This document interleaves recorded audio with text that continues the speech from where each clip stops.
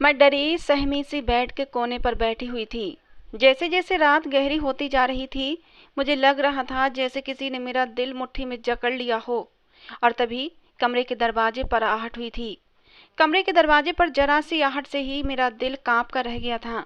मैंने डर के मारे अपनी मुट्ठियां भींच ली थीं कि अब मेरे साथ आगे क्या होने वाला है। कमरे का दरवाजा खुला और वो इंसान लड़खड़ाते कदमों से कमरे में आया था। बड़ी जोर से उसने दरवाजा बंद किया था। जैसे जैसे उसके डगमगाते कदम मेरी तरफ बढ़ रहे थे, मुझे लग रहा था कि बस मेरी जान निकल जाएगी। वो नशे से चूर आंखों के साथ गिरने के से अंदाज में बेड पर बैठ गया था। मैं सहम कर बिल्कुल बेड के कोने से जा लगी थी। वो कहने लगा, इतना क्यों घबरा रही हो? मैं तुम्हारा पति हूँ, कोई गैर नहीं। तुम्हें बहुत रीति रिवाज कानून कायदे याद आते थे ना मुझे देखकर? तो देख लो, अब हर तरीके से मैं तुम्हारा पति हूँ, कानूनी भी और रीति रिवाज के अनुसार भी। ये मत समझना कि मैं नशे में हूँ तो तुम्हें छोड़ दूंगा। आज मैं तुम्हें बताऊंगा शादी के फेरे क्या होते हैं और शादी के मंत्र क्या होते हैं, कानूनी पति क्या होता है। ये सब मैं आज की रात तुम्हें बताऊंगा। ये सुनकर मैं रोने लगी थी। उस समय मैं बिल्कुल बेबस थी। अभी तक मैं अपनी स्कूल यूनिफॉर्म में ही थी। मेरी उम्र अभी सिर्फ 18 साल थी और मैं 12वीं क्लास की स्टूडेंट थी। स्कूल से घर जा रही थी कि अचानक से मेरे सामने गाड़ी खड़ी हुई थी। गाड़ी की पिछली तरफ का दरवाजा खोलते ही किसी ने मुझे कलाई से पकड़कर अंदर की तरफ बड़ी जोर से खींचा था। मैं डगमगाकर गाड़ी में गिरी थी और किसी ने मुझे खींचकर गाड़ी के अंदर किया और दरवाजा एकदम से बंद हो गया। मेरी नाक पर एक रुमाल रख दिया गया और मैं होश की दुनिया से गाफिल हो चुकी थी। जब मुझे होश आया तो मैं एक बंद कमरे में थी। ये देखकर मैं बहुत घबरा गई थी, रोने लगी थी और दरवाजा पीटने लगी कि दरवाजा खोलो और मुझे यहाँ से बाहर निकालो। लेकिन मेरी चीखों पुकार सुनने वाला जैसे कोई न था।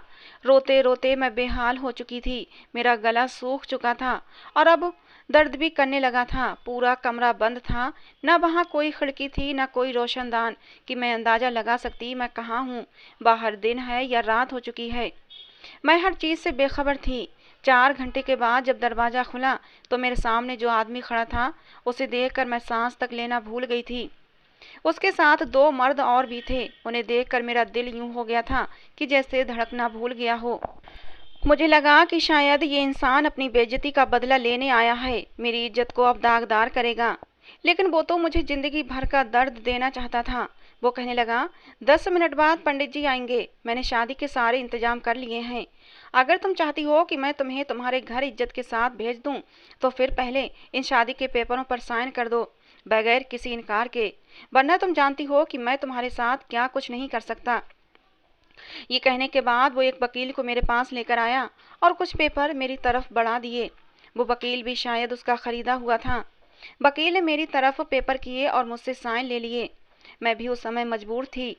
अगर मैं साइन न करती तब भी वो अपनी मनमानी जरूर करता। इतना तो मैं अच्छे से जानती थी। वो उन दोनों मर्दों को बाहर ले गया। मैं रोने लगी। मुझे हर हाल में अपने घर वापस जाना था। मैंने सोचा कि शायद वो मुझसे शादी करेगा और मुझे वापस घर भेज देगा और फिर दुनिया के सामने मुझे अपनाने की बात करेगा। अगर मैं उसकी किसी बात से इनकार करती तो वो भी अंजाम मेरे लिए कुछ अच्छा न होता। इसीलिए मैंने सोच लिया था कि मैं उसकी किसी बात से इनकार नहीं करूंगी। वो मुझसे शादी करना चाहता है, कानूनी तरीके से भी और हमारे अपने रीति रिवाज के अनुसार भी।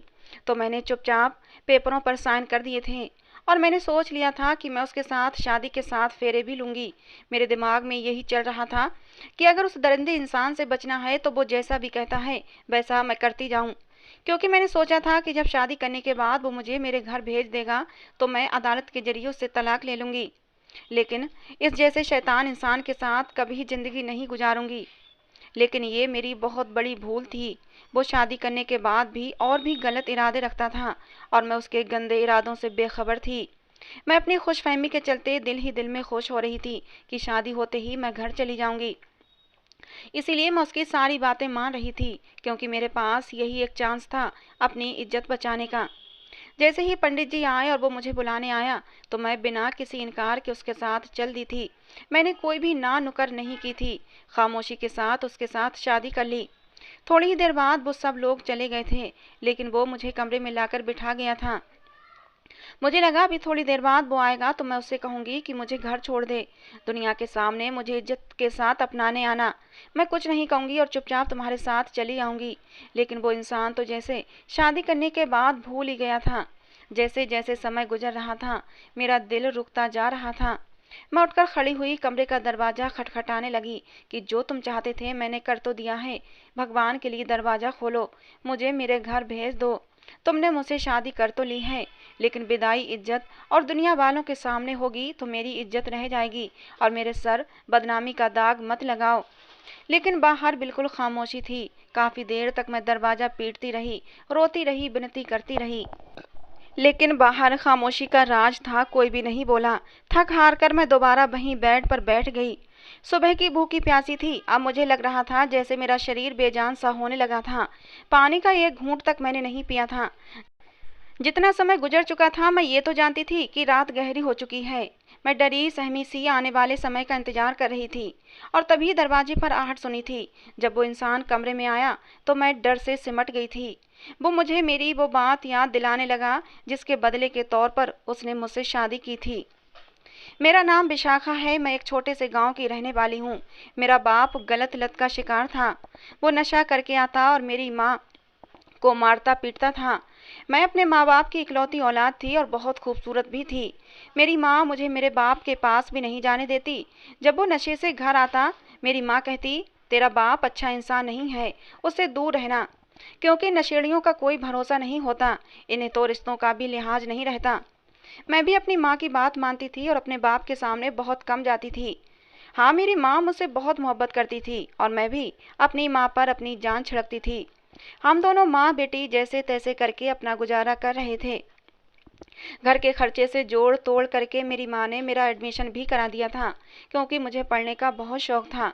हालांकि मेरे बाप ने मना किया था कि क्या ज़रूरत है पढ़ने की, लेकिन मेरी जिद को देखते हुए मेरी माँ नहीं मानी और मुझे एक छोटे से स्कूल में एडमिशन करा दिया था। एक बार मेरे बाप की नशा करने से तबीयत बहुत ज़्यादा ख़राब हो गई थी और वहीं सड़क पर बेहोश हो गए। तो यही लड़का विपुल दो लड़कों के साथ मेरे बाप को घर तक लेकर आया था और वो एक मनहूस पल था कि दरवाज़ा मैंने ही खोला था। ये तीनों भी नशे में थे, लेकिन मेरे पापा नशे से बेहोश हो चुके थे। यूं अजनबियों के साथ मैंने जब अपने पापा को उनके कंधे पर हाथ डाले, चेहरा और गर्दन गिरे हुए देखा तो मैं परेशान होकर पापा पापा चिल्लाने लगी।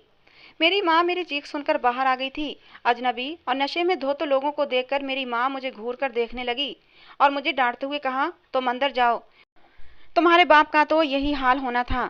इतना परेशान होने की तुम्हें कोई ज़रूरत नहीं है। जितना वो नशा करता है, एक दिन देखना किसी गाड़ी के नीचे आकर मर जाएगा। मैं कमरे में चली गई, लेकिन मैं नहीं जानती थी ये पल मेरे लिए किस मुसीबत का कारण बनने वाला था। और आज मैं आंसू बहाते हुए उसी पल को कोस रही थी जब मैंने दरवाज़ा खोला था। उस तो लड़के ने तो मेरी ज़िंदगी नर्क बनाकर रख दी थी। मैं जब भी स्कूल जाती तो मुझे लगता जैसे कोई मेरा पीछा कर रहा है। 2-4 दिन तक तो मुझे यही महसूस होता रहा कि कोई मेरा पीछा करता है। लेकिन एक बार मैंने पलट कर देख ही लिया, वही लड़का जो उस दिन मेरे पापा को लेकर आया था, कुछ कदमों की दूरी पर मेरे पीछे आ रहा था। 23-24 साल का नौजवान लड़का, सिगरेट मुंह में दबाए हुए, गहरी सांवली रंगत का था और आवारा टाइप का था। मैंने बहुत ही नापसंदीदा नज़रों से उसे देखा और उसे गुस्से से घूरा भी, ताकि वो समझ जाए कि मुझे उसका पीछा करना बिल्कुल भी पसंद नहीं है। लेकिन वो अपने पीले से दांत निकालकर हंसने लगा। काफ़ी दिन तक तो मैं उसे नज़रअंदाज करती रही, लेकिन एक बार तो उसने मेरे साथ वो किया कि मैं सोच भी नहीं सकती थी।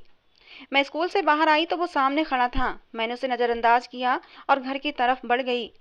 मेरा स्कूल घर से बहुत दूर नहीं था, लेकिन 15 मिनट की दूरी पर था। वो लड़का जल्दी से मेरे पास आया और कहने लगा, मुझे तुमसे कुछ बात करनी है। मैंने कहा, ये कौन सा तरीका है? बीच सड़क पर तुम मेरा रास्ता रोक कर कह रहे हो कि मुझे तुमसे बात करनी है। कौन हो तुम? और मैं तुम्हें नहीं जानती और ना ही तुमसे मुझे कोई बात करनी है। मैंने अपने शब्दों को काफ़ी तेज और सख्त कर रखा था। वो कहने लगा, तुम्हारा बाप मुझे बहुत अच्छी तरह से जानता है। मैं अपने घर वालों को तुम्हारे घर तुम्हारे रिश्ते के लिए भेजूंगा। तुम मुझे अच्छी लगती हो। ये सुनना था कि मैं गुस्से के मारे लाल हो गई थी। मैंने कहा, ऐसी हरकत करने की कोई ज़रूरत नहीं है, क्योंकि तुम मुझे बिल्कुल भी पसंद नहीं हो और आगे से मेरा पीछा भी मत करना। ये कहकर मैं आगे बढ़ गई। मैं समझी कि बात यहीं ख़त्म हो गई होगी, लेकिन वो लड़का 2 दिन बाद ही अपनी माँ के साथ हमारे घर आ गया। मेरे पापा उस समय घर पर ही थे। मेरे पापा उसे जानते भी थे, इसलिए उसे घर आने से रोका नहीं। वो अंदर आ गया और बहुत ही धड़ल्ले से अंदर पड़ी कुर्सी पर बैठ भी गया। उसकी माँ भी बड़ी अजीब सी थी, मुंह में पान डाले हमारा पूरा घर घूर घूर कर देख रही थी। उसे जरा भी इस बात का एहसास न था कि उसने अपने बेटे को कितनी घटिया परवरिश दी है, और वो अपने इस घटिया से बेटे का रिश्ता मेरे लिए लेकर आ गई थी। उसे चाहिए था कि वो अपने बेटे को समझाती, क्योंकि उसका बेटा नशेड़ी था, और नशेड़ी आदमी औरत को तकलीफ और तंगी देने के बजाय दे ही क्या सकता है। नशेड़ी आदमी को नशा ना मिले तो वो अपनी पत्नी को बेच भी डालेगा। उस औरत ने मेरे बाप से इधर उधर की बातों के बीच मेरा रिश्ता मांग लिया। मुझे लगा था कि मेरा बाप उन्हें धक्के देकर बाहर निकाल देगा, लेकिन मुझे हैरत उस समय हुई जब पापा ने कहा कि तुम कमाते करते तो कुछ नहीं हो, मैं कैसे तुम्हें अपनी बेटी का हाथ दे दूं। तो उसने अपनी जेब से 2 लाख रुपये निकाल के पापा के सामने रख दिए। उसकी माँ कहने लगी कि हमारी दुकानें भी हैं और घर भी है, जिसका हमें अच्छा खासा किराया आ जाता है। आपकी बेटी हमारे घर सुखी रहेगी। ये कहकर उसने अपने मुंह में दबाए पान को जाहिलाना तरीके से जमीन पर पीक मारी थी। मेरी माँ ने कहा, अपने 2 लाख रुपये उठाओ और यहाँ से चलते फिरते नजर आओ। मुझे ये रिश्ता बिल्कुल भी मंजूर नहीं है। लेकिन मेरे पापा ने वो 2 लाख रुपये फौरन उनके हाथ से ले लिए। कहने लगे, मुझे ये रिश्ता मंजूर है। ये सुनना था कि मैं गुस्से से कांपने लगी थी।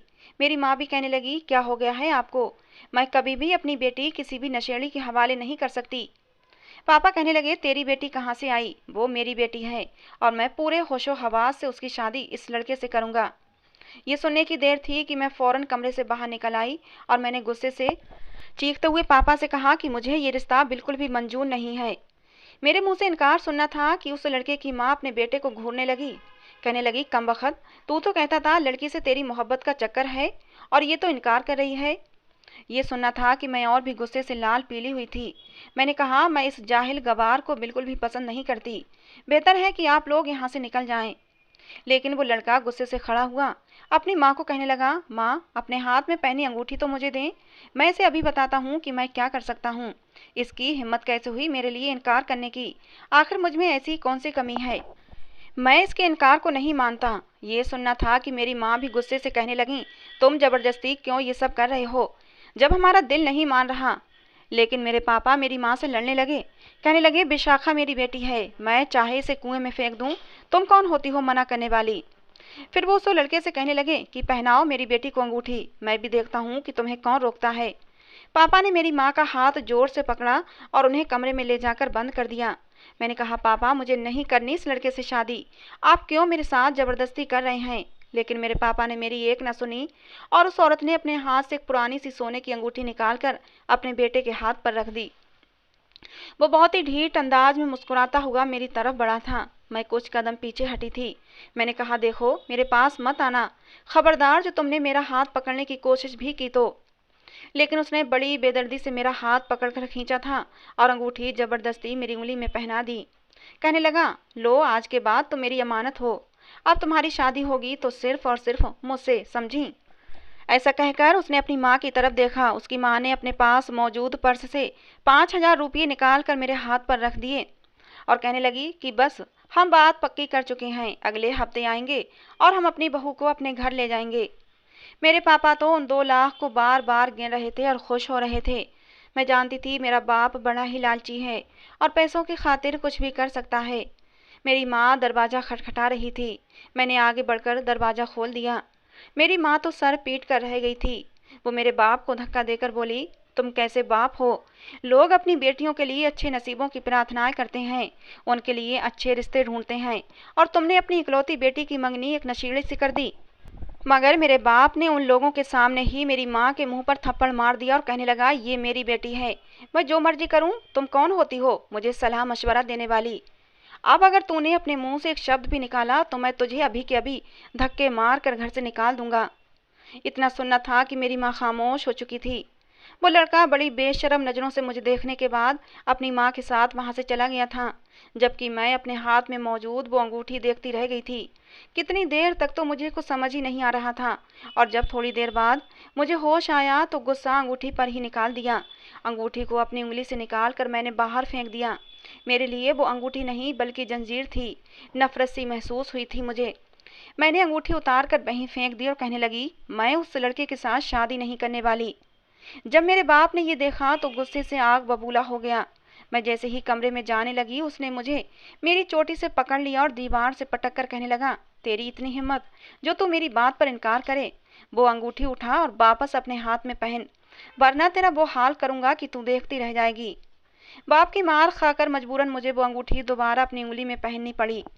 सारी रात मेरी रोते हुए गुजरी थी। मैं उस इंसान का सोच रही थी और मुझे उससे घिन आ रही थी। भला मैं उस इंसान के साथ पूरी जिंदगी कैसे गुजार सकती थी। मंगनी के बाद आए रोज वो मुंह उठाकर घर में घुसा चला आता। कभी जबरदस्ती मुझे मोटरसाइकिल पर बैठने को कहता और कभी स्कूल से लेने चला आता। मेरी सहेलियां मुझे देखकर मेरा मजाक बनाया करती थीं, तो मैं शर्मिंदा सी रह जाती। माँ से शिकायत करती तो वो भी क्या कर सकती थीं, वो भी मजबूर थीं। जैसे ही मैं स्कूल से आती वो घर चला आता और मेरा बाप भी उसे बिल्कुल मना नहीं करता था, बल्कि उल्टा कहता कि तुम मेरे इकलौते दामाद हो। उसकी खूब सेवा करता। मेरा बाप और वो मिलकर कई कई घंटे तक ताश खेलते रहते और फिर शराब का दौर चला करता। जब भी घर में आता तो अजीब सी फरमाइश कर दिया करता। कहने लगता, मेरे लिए चाय बनाकर लाओ, तो कभी कहता मेरे लिए अपने हाथों से हलवा बनाकर लाओ। वो मेरे सामने बैठकर मेरी तारीफें करता और मेरा बाप सुनकर खुश होता रहता। मुझे तो अपने बाप से भी नफरत महसूस होने लगी थी, जिसके अंदर गैरत नाम की चीज मौजूद न थी। वो बहाने बहाने से मेरा हाथ पकड़ने की कोशिश करता, तो कभी मेरे गले में पड़ा दुपट्टा खींचकर उतार देता। मैं अगर मना करती तो वो कहता, तुम मेरी पत्नी बनने वाली हो, मैं जो चाहे कर सकता हूँ। मैं गुस्से से कहती कि ये गलत है। अभी मैं तुम्हारी पत्नी नहीं बनी हूँ। शादी से पहले मेरे साथ इस तरीके की हरकतें मुझे बिल्कुल भी पसंद नहीं हैं। जब तक शादी नहीं हो जाती तो मेरे लिए गैर हो और अपनी हद में रहा करो। लेकिन उस ढीठ इंसान पर कोई भी असर नहीं होता था। एक दिन तो उसने हद ही कर दी। घर पर कोई नहीं था और वो घर आ धमका और मेरे अकेलेपन का फायदा उठाते हुए मेरी कमर में हाथ डालकर मुझे अपने करीब खींच लिया और मुझे चूमने की कोशिश करने लगा। मैंने उसे खुद से धक्का देकर दूर करने की कोशिश की, लेकिन उसकी वही रोज की बात कि तुम मेरी पत्नी बनने वाली हो, मैं कुछ भी कर सकता हूँ। लेकिन मैंने उसे अपने आप से दूर किया और गुस्से से कहा, मैं अभी तुम्हारी पत्नी नहीं बनी हूँ, इसलिए शादी से पहले मुझे टच भी मत करना, वरना मुझसे बुरा कोई नहीं होगा। तभी मेरी माँ आ गई थी और वो चला गया था। एक दिन एक ऐसी खबर सुनी जिसे सुनकर मेरी समझ में नहीं आ रहा था कि मैं खुश हूँ या फिर रोऊं। उस दिन मेरे पापा घर नहीं आए थे। सारी रात बीत चुकी थी। मेरी माँ भी परेशान थी कि पड़ा होगा किसी गली नुक्कड़ पर शराब पीकर। जैसे ही सुबह हुई तो मेरा जबरदस्ती का मंगेतर विपुल मेरे पापा को घर लेकर आया था। मेरे पापा की मौत हो चुकी थी। शराब पीने की वजह से वो ऐसा बेहोश हुआ कि दोबारा उठ ही न सका। मगर ये सब सुनकर मुझे जरा भी दुख महसूस नहीं हुआ था, ना ही मेरी आंख से आंसू आए थे। मैं उल्टा खाली खाली आंखों से अपने बाप को देख रही थी। गांव वाले मेरे बाप के अंतिम संस्कार में शामिल होने के लिए भी नहीं आए थे, क्योंकि पूरा गांव जानता था कि मेरे बाप की करतूतें कितनी गलत हैं। थोड़े बहुत लोग आए थे, वो भी सिर्फ मेरी और मेरी माँ की हमदर्दी की खातिर आए थे। खैर, पापा के मरने के बाद तो विपुल से सारे रिश्ते नाते ही टूट चुके थे। ये रिश्ता पापा ने तय किया था और अब मैं उसके इस रिश्ते से आज़ाद थी। अगले ही दिन जब वो दोबारा मुझसे मिलने घर आया, मैंने वो अंगूठी उतार कर उसके मुंह पर दे मारी। रिश्ता तोड़ने पर वो गुस्से में आ गया और जबरदस्ती करने लगा, तो मैंने एक जन्नाटेदार थप्पड़ भी उसे मार दिया और धक्का देते हुए घर से बाहर निकाल दिया और कहा कि दोबारा यहाँ आने की कोशिश मत करना। मेरा बाप अब इस दुनिया में नहीं रहा, उसके साथ साथ तुम्हारे साथ भी मेरा रिश्ता खत्म हो चुका है। थप्पड़ खाकर वो जैसे पत्थर का हो चुका था, मगर मैंने पूरे गांव के सामने उसकी इतनी बेइज्जती की, मुझे लगा कि वो दोबारा यहाँ कदम भी नहीं रखेगा। कुछ दिन बिल्कुल खामोशी रही थी। वो लड़का दोबारा यहाँ नहीं आया था। मैं समझी थी कि शायद इतना अपमानित होने के बाद वो डर चुका होगा और अब दोबारा यहाँ नहीं आएगा, मगर अगले ही दिन वो मुझे स्कूल से उठाकर अपने घर ला चुका था। मैं कमरे में बैठी थी, क्योंकि शादी कर लेने के बावजूद उसने अभी तक वापस मुझे घर नहीं भेजा था। तभी दरवाज़ा खुला। नशे में चूर वो सामने बेड पर आकर बैठ गया था। कहने लगा, डर क्यों रही हो? मैं तुम्हारा पति हूँ। वकील और गवाहों के सामने तुम्हें अपनी पत्नी बनाया है। अग्नि के भी 7 फेरे लिए हैं। उसकी बात सुनकर मैं कांप चुकी थी। मैं कहने लगी, मुझे वापस घर छोड़ आओ। मैं तुमसे ही शादी करूंगी, मगर इज्जत से विदा होकर इस घर में वापस आऊंगी। मेरी बात सुनकर उसने एक जोरदार का कहकहा लगाया था। फिर वो मेरे बहुत ही करीब आ गया और मेरी तरफ देखकर बोला, जब तक मैं अपना हक वसूल नहीं लेता तो मैं यहाँ से जाने नहीं दूंगा। तुम्हें क्या लगता है अब जब तुम मेरी पत्नी हो तो मैं ऐसे ही जाने दूंगा? मैं तो तुम्हारे लिए कब से तड़प रहा था, और आज जब ये हक मुझे मिला है और तुम मेरे इतने करीब हो, मेरी पत्नी हो, तो मैं तुम्हें ऐसे ही जाने दूंगा? इतना कहकर वो मेरे इतने करीब आ गया कि उसके मुंह की गंदी बदबू मेरे नाक में घुस गई। मुझे उबकाई सी आने लगी। मैंने अपना सांस रोक लिया और फिर उसके बाद उसने मेरे साथ जो किया मैं सोच भी नहीं सकती थी। सारी रात वो मुझे दरिंदगी का निशाना बनाता रहा। मैं दर्द से तड़पती रही और मैं चाहकर भी कुछ कर न सकी। सुबह हुई तो मेरा पूरा शरीर दर्द से चूर था। मैं उठकर बैठी तो ऐसा लगा कि जैसे मेरी जान निकल रही थी। सब कुछ खत्म हो गया था। मेरे बाल बिखरे हुए थे, शरीर से जगह जगह खून रिस रहा था। विपुल कहने लगा, जाओ चली जाओ वापस अपने घर, मगर खबरदार जो कुछ भी बताने की कोशिश की तो, वरना मुझसे बुरा कोई ना होगा। इतना कहकर उसने मुझे घर से कुछ दूरी पर उतार दिया। मैं अपनी उसी लुटी पिटी हालत में घर में दाखिल हुई थी। मेरी माँ बहुत परेशान थी। मोहल्ले की कुछ औरतें मेरे घर में बैठी हुई थीं। मुझे और मेरी हालत को देखकर वो तरह तरह की बातें करने लगीं। जबकि मेरी माँ ने जब मुझे देखा तो फौरन मुझे कमरे में ले गईं और उन औरतों को वहाँ से भेजने लगीं। मैं फूट फूट कर रोने लगी और माँ को सारी हकीकत बता दी। मेरी माँ तो अपना दिल थाम कर रह गई थीं, मगर अब इसका कोई हल नहीं था, क्योंकि वो मेरा पति बन चुका था और मेरे साथ रिश्ता भी बना चुका था। मेरी माँ कहने लगी कि अब भलाई इसी में है कि तुम्हें उसी के साथ विदा कर दिया जाए। वैसे भी वो तुमसे मोहब्बत के दावे करता है, क्या पता तुम उसके साथ रहने लगो तो वो सुधर जाए। मोहब्बत में बड़ी ताकत होती है। मेरा दिल तो नहीं मान रहा था, मगर मैं मजबूर थी, क्योंकि मैं उसकी पत्नी थी और उसने कल जो कुछ मेरे साथ किया था मैं सारी जिंदगी भूल नहीं सकती थी। ना चाहते हुए भी मेरी माँ मुझे सुनहरे सपने दिखाने लगी। मोहल्ले वालों ने भी हमारे घर आना जाना शुरू कर दिया था। पूरे मोहल्ले में ये खबर फैल गई थी। बहाने बहाने से औरतें हमारे घर आतीं और फिर मैंने भी किसी से कुछ नहीं छुपाया। पूरे गांव में ये खबर फैल गई थी। सब विपुल पर थू थू कर रहे थे, लेकिन उसके डर की वजह से कोई कुछ नहीं बोलता था। पूरा गांव जानता था कि विपुल कितना गिरा और घटिया इंसान है। सब मुझे दया भरी नज़रों से देख रहे थे और मुझे समझा भी रहे थे कि अब जब तुम्हारा बाप का साया भी तुम्हारे सर पर नहीं है, और साया था तब भी वो तुम्हारे लिए बाप कम और कसाई ज़्यादा था। तुम अकेली तनहा माँ बेटी उसका मुकाबला नहीं कर सकती। इसलिए ऐसा करो, चुपचाप उसी के घर में उसकी पत्नी बनकर रहो। अगर भगवान ने चाहा तो विपुल सुधर सकता है, लेकिन मुझे पता था कि वो सुधरने वाला इंसान नहीं है। मेरी माँ भी मुझे समझाने लगी कि अब हमारे सर पर किसी का भी हाथ नहीं है, हमें किसी का सहारा नहीं है। तुम्हारा बाप तो मर ही चुका है, जबकि विपुल अच्छा खाता कमाता है, तुम्हें खुश रखेगा। इतना कहने के बाद मेरी माँ ने अपने आंसू पोंछ लिए। कुछ ही दिन बाद विपुल वापस आया और कहने लगा, आज से मैं यहीं रहूँगा। मेरी माँ भी कहने लगी, ठीक है, इस बहाने घर में एक मर्द भी मौजूद रहेगा। उसका रवैया शादी के बाद भी बदल न सका। वो मेरे साथ यूं ही बदसलूकी क्या करता था। मैं उसकी पत्नी थी, मगर इसके बावजूद वो मुझे इतनी तकलीफ देता था कि मैं दर्द और तकलीफ को सहते सहते पीली पड़ गई थी। जैसे जैसे रात के अंधेरे बढ़ने लगते थे, मेरा दिल अंदर से सूखे पत्ते की तरह कांपने लगता था। शादी के जो नए नए दिन होते हैं उसमें लड़की गुलाब की तरह महकने लगती है, क्योंकि उसका पति उसे फूलों की तरह रखता है। लेकिन मेरी किस्मत में शादी के ये नए दिनों की बहारें नहीं थीं। वो मेरे ऊपर हर रात को जुल्म करता, मुझे इतनी तकलीफ और दर्द देता कि मैं तड़प उठती थी। मैं अपनी माँ को बताती तो मुझे सब्र करने को कहती। मेरी हालत बहुत ख़राब हो चुकी थी। विपुल बेरोजगार था, उसके पास कोई नौकरी न थी। हाँ, उसका खुद का मकान और कुछ दुकानें थीं जिनका किराया आ जाता था। वो पूरा दिन कोई काम नहीं करता था, सारा सारा दिन घर पर पड़ा रहता। और फिर मुझे एक दिन ये खबर भी मिल गई कि मैं प्रेग्नेंट हूँ। मैंने सोचा कि शायद अपनी औलाद का सुनकर विपुल का गलत व्यवहार बदल जाएगा, मगर ऐसा कुछ भी नहीं हुआ। मेरी हालत दिन ब दिन खराब होती जा रही थी। आने वाले बच्चे की खबर सुनकर भी विपुल के व्यवहार में कुछ कमी नहीं आई थी। वो रातों को मुझे वैसे ही तकलीफ देता था।